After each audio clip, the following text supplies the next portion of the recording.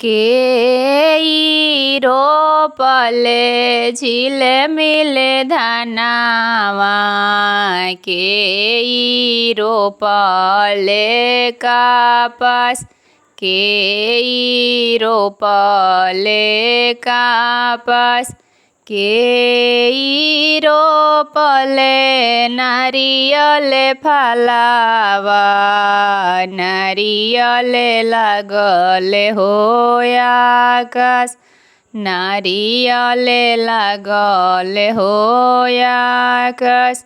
ससुरे रोपले झिलमिले धनवा, भसुरे रोपले कपास, भसुरे रोपले कपास। स्वामी मोरो रोपस नारियल फलवा, नारियल लागल हो आकाश, नारियल लागल हो आकाश।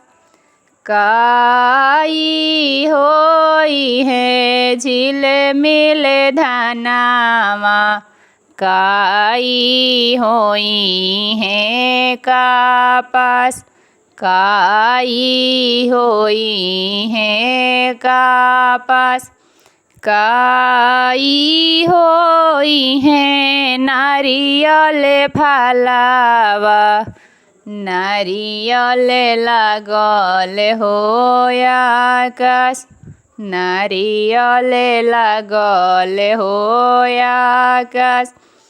खीर बनी है झिलमिल धनवा, बाती बनी है कपास, बाती बनी है कपास।